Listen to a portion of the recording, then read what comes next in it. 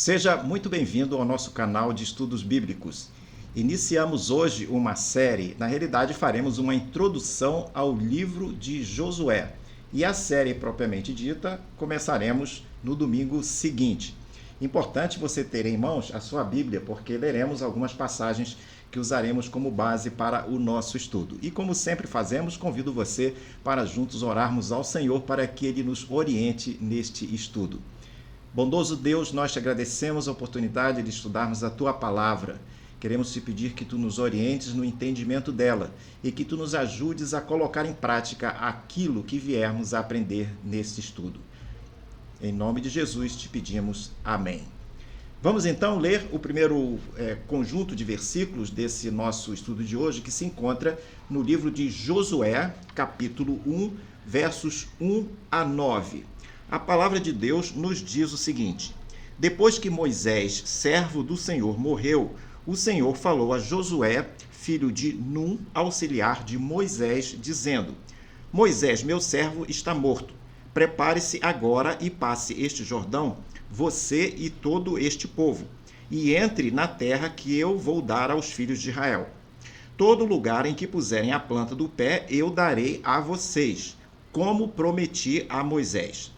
O território de vocês irá desde o deserto e o Líbano até o grande rio, o rio Eufrates, estendendo-se através de toda a terra dos heteus e até o mar grande na direção do poente do sol. Ninguém poderá resistir a você todos os dias da sua vida. Assim como estive com Moisés, estarei com você. Não o deixarei e nem o abandonarei. Seja forte e corajoso, porque você fará este povo herdar a terra que, sob juramento, prometi dar aos pais deles. Tão somente seja forte e muito corajoso, para que você tenha o cuidado de fazer segundo toda a lei que o meu servo Moisés lhe ordenou. Não se desvie dela, nem para a direita e nem para a esquerda, para que seja bem-sucedido por onde quer que você andar. Não cesse de falar deste livro da lei. Pelo contrário, medite nele dia e noite, para que você tenha o cuidado de fazer segundo tudo que nele está escrito. Então você prosperará e será bem-sucedido. Não foi isso que eu ordenei? Seja forte e corajoso. Não tenha medo, nem fique assustado, porque o Senhor, seu Deus, estará com você por onde quer que você andar.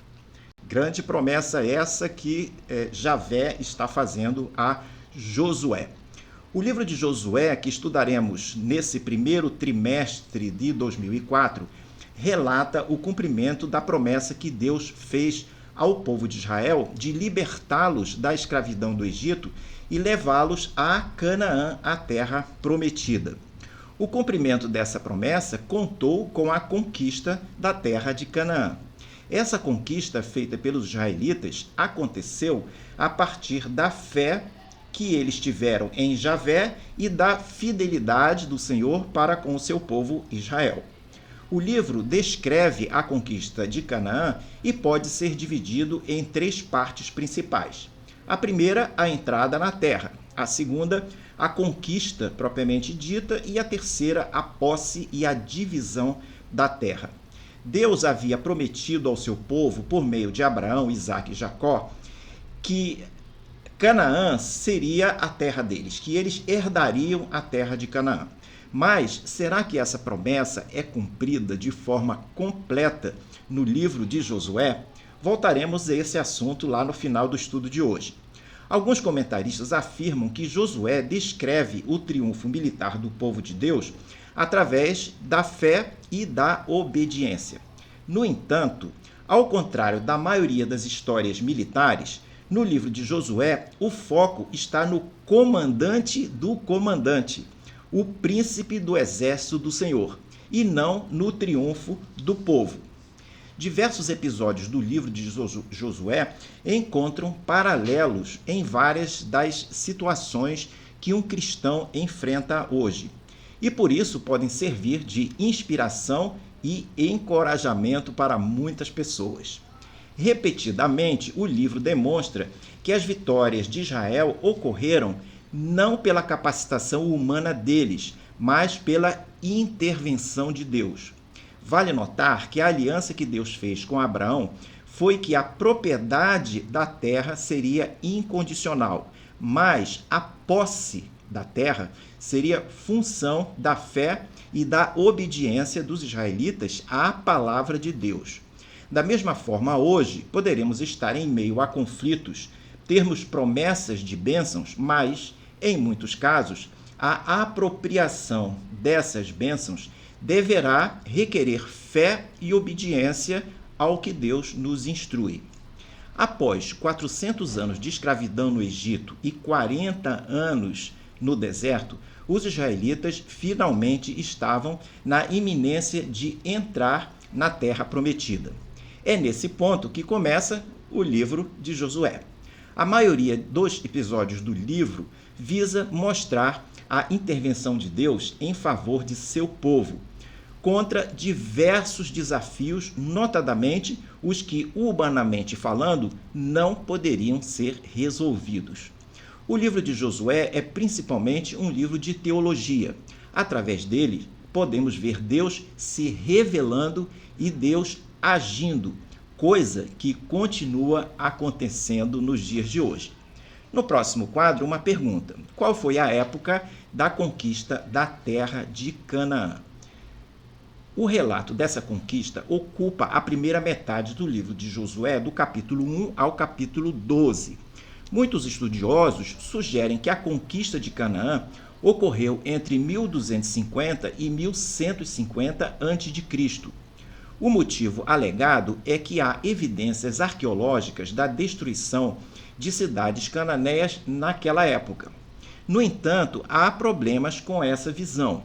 O maior deles é que os israelitas destruíram apenas 3 cidades durante a conquista: a cidade de Jericó, a cidade de Ai e a terceira cidade chamada Hazor.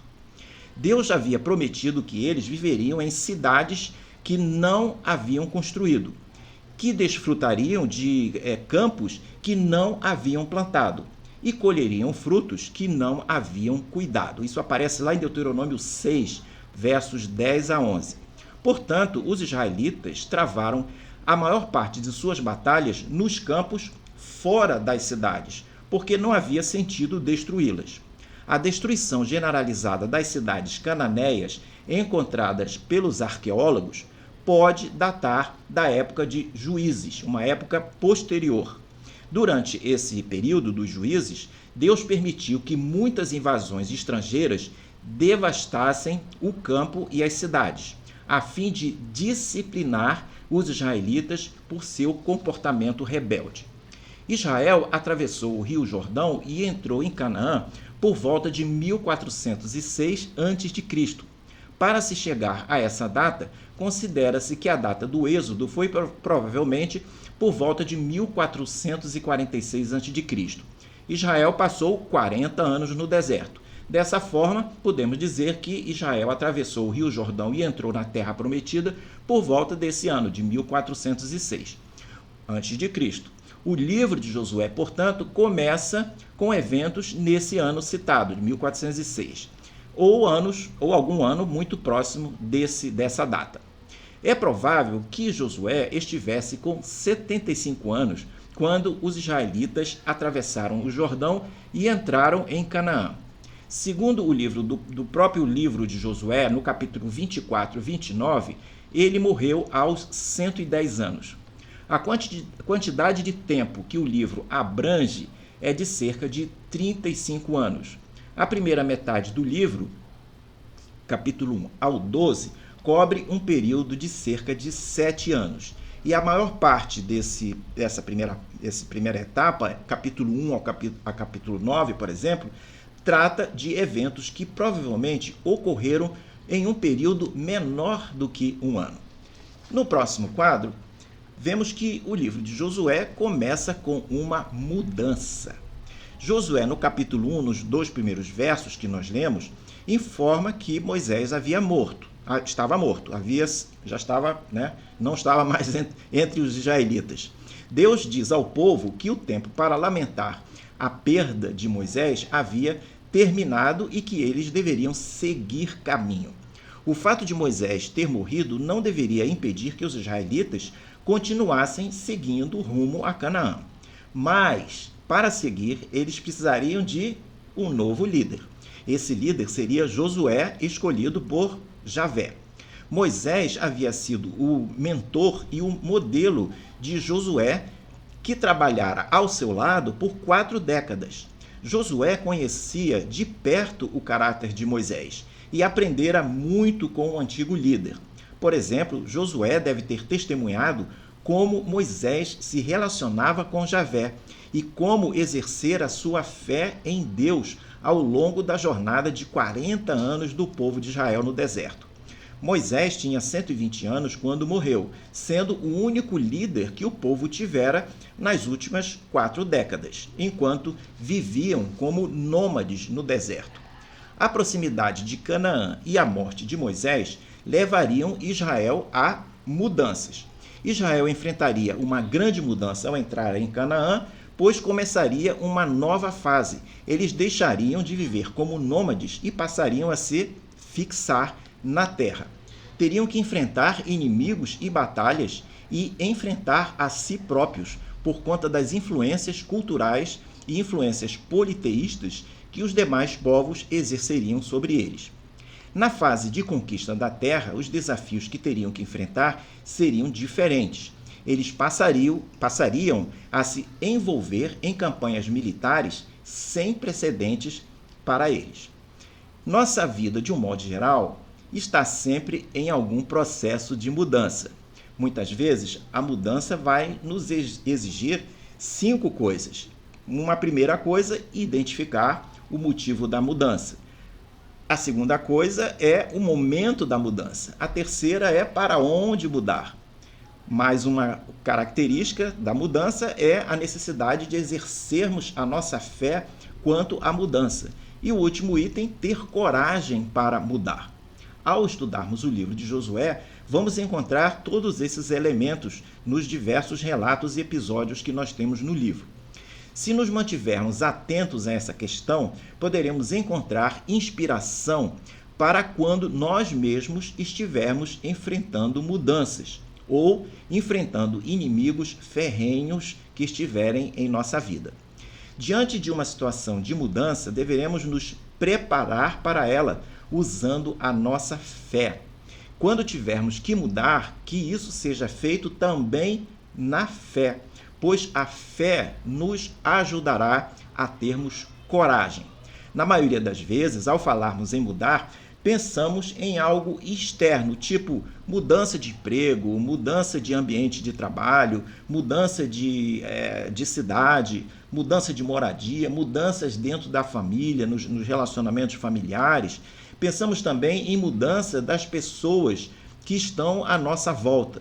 Mas observe que nesse tema não podemos nos esquecer de considerar mudanças em nós mesmos, pois isso poderá significar mudanças em nossa vida pessoal, em nosso papel na comunidade ou como nós nos relacionamos com Deus e como nós nos relacionamos com o próximo. No próximo quadro, Josué nos ensina que quando Deus dirige a mudança, Deus nos acompanha. Esse momento de mudança na jornada de Israel tinha um ponto altamente positivo, pois ele fazia parte da vontade de Deus para o seu povo, dentro do plano de levar o povo à terra de Canaã. Quando Deus dirige a mudança, certamente é por uma boa razão, por um bom motivo. No caso de Israel, havia chegado a hora do povo entrar na terra. Moisés, porém, não seria mais a pessoa certa para liderá-los, não apenas porque ele morreu, mas o estilo dele de liderança não funcionaria mais naquela nova etapa do povo. Até então, ele havia sido, Moisés, um mediador do povo junto a Deus, intercedendo por ele várias vezes. Diante dos desafios de conquista, Israel iria precisar muito mais de um guerreiro do que um líder legislador ou um líder intercessor. Eles precisavam de um comandante que fosse adiante do povo. E Deus disse a Josué, conforme lemos lá em Josué 1, verso 2, E Deus disse a Josué: prepare-se agora e passe este Jordão, você e todo este povo, e entre na terra que eu vou dar aos filhos de Israel. Josué tinha um desafio imenso diante dele. A perspectiva de liderar um povo de cerca de quase 2 milhões de pessoas, um povo nômade, um povo imprevisível, um povo rebelde, deve ter sido algo assustador para Josué. Mas Deus sabia que em algum momento, esse momento desse tipo de mudança, Josué precisaria de palavras de encorajamento, de afirmação e palavras de conforto. Precisaria também que Deus lhe mostrasse compromisso, mantivesse sua promessa e lhe concedesse sua proteção e sua presença. Esse relato nos ensina que quando Deus diz para seu povo seguir certo caminho, tanto o povo daqueles tempos quanto o povo de hoje, ele nos encoraja. E isso se dá através de pelo menos 4 maneiras que você pode ver aí no quadro ilustrativo que nós temos na tela. A primeira maneira é mostrando compromisso com o plano. Isso aparece lá no verso 2 que nós lemos. Vimos aqui Deus renovando sua aliança com Israel e reafirmando seu compromisso de lhes dar a propriedade da terra que seria conquistada. O que Javé havia dito ao líder anterior, Moisés, ainda era verdade. Javé reforça isso, especificando ao novo líder Josué, lá no verso 4, os limites da terra que eles teriam que ocupar. Segunda maneira de Deus nos encorajar, e encorajou e usou isso para encorajar Josué. Ele usa o método de reiterar suas promessas. Isso aparece lá no verso 3 que nós lemos. Deus não muda, ele é alguém plenamente confiável. E ele diz, assim como prometi a Moisés, é o que ele vai afirmar para Josué. Assim, o que eu prometi, eu vou cumprir. Essas palavras devem ter sido reconfortantes para Josué. A promessa da possibilidade da posse da terra estava sendo reiterada agora com o novo líder Josué, como havia ocorrido quando da liderança de Moisés. Moisés estava morto, mas Josué não estava sozinho, pois o Deus de Moisés estava vivo e se comunicava com ele, com Josué. Terceira maneira, demonstrando que não estamos sozinhos. Aparece isso lá no verso 5. Qualquer adversidade que Josué tivesse que enfrentar, ele não estaria sozinho. E o povo, sob sua liderança, estaria se beneficiando dessa proteção. Enquanto o povo estivesse andando nos caminhos do Senhor e estivesse obedecendo às orientações da liderança de Josué, e Josué também estivesse andando nos caminhos do Senhor, eles seriam invencíveis. Se nós nos colocarmos ao lado do Senhor, ele estará do nosso lado e poderá nos fazer mais do que vencedores. Quarta maneira que nós encontramos Deus nos encorajando, lembrando-nos da presença dele. Aparece também no verso 5. Sob a liderança de Moisés, o povo havia vivido e se deslocado no deserto por 40 anos. E nesse período sempre eles tiveram alimento e água. Suas roupas, seus calçados não se desfizeram e uma nuvem os guiava de dia e uma coluna de fogo lhes dava direção e lhes fornecia luz durante a noite. Deus foi fiel com eles, apesar da infidelidade do povo. Ele diz, da mesma forma que eu estive com vocês nos últimos 40 anos, também estarei com vocês no futuro. É o que Deus declara para Josué.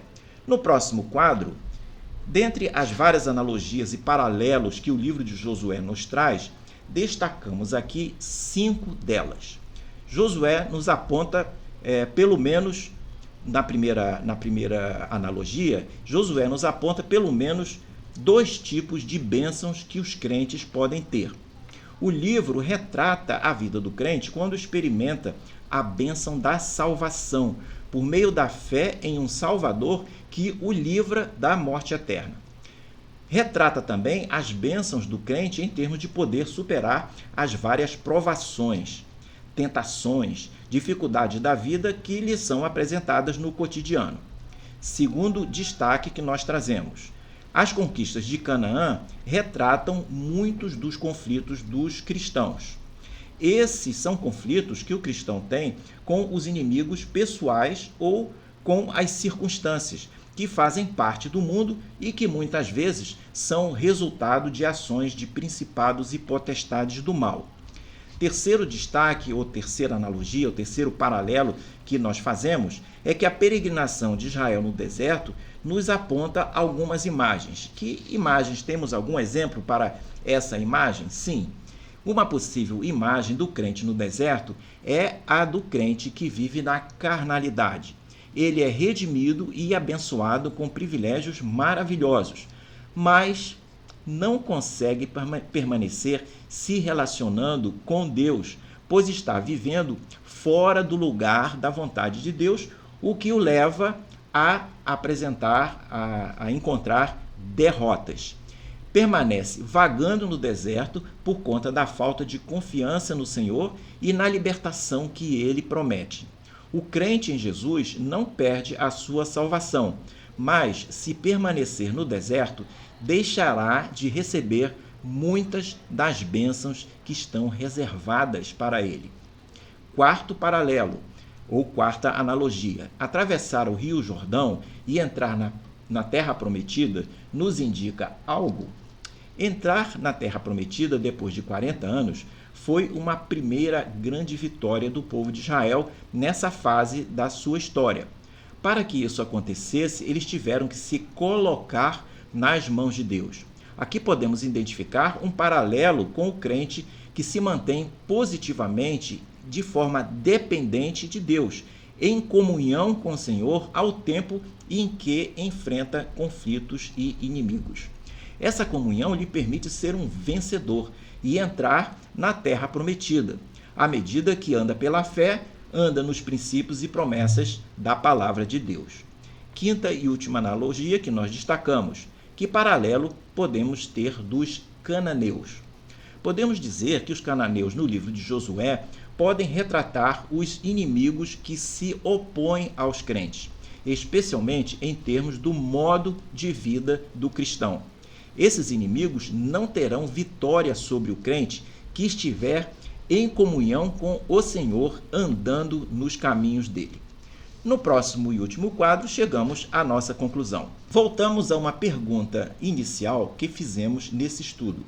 A promessa de Deus quanto à conquista da terra prometida foi cumprida de forma completa no livro de Josué? Sem dúvida, a liderança de Josué desempenhou um papel fundamental na conquista de Canaã, feita pelos israelitas. Porém, é fato que o processo se estendeu além do tempo de Josué. A conquista completa só foi alcançada tempos depois, quando o rei Davi conquistou Jerusalém, que era uma fortaleza jebusita, fortaleza dos jebuseus. E isso aconteceu no início do século X a.C., tempos depois de Josué. Os eventos do livro de Josué foram eventos históricos que manifestaram a obra redentora de Deus na vida do antigo Israel. Mas eles também fornecem princípios, imagens e ilustrações que nos ensinam verdades práticas para a vida do crente em Cristo hoje. Há mensagens práticas e poderosas para o crente que enfrenta um mundo hostil. Os eventos no livro de Josué nos permitem identificar paralelos e analogias fascinantes e instrutivas para o crente em Cristo ao tempo em que ele enfrenta um mundo hostil da atualidade. Espero que você goste dessa nova série sobre o livro de Josué que desenvolveremos no primeiro trimestre de 2024. Na realidade, nós desenvolveremos o livro de Josué, estudaremos também o livro de Juízes e o livro de Rute. Esperamos que você possa nos acompanhar nesses próximos estudos em 2024. E aproveitamos para lhe desejar um excelente ano novo, que vem seguindo logo brevemente. Deixo com você um dos versículos mais encorajadores que temos na Bíblia.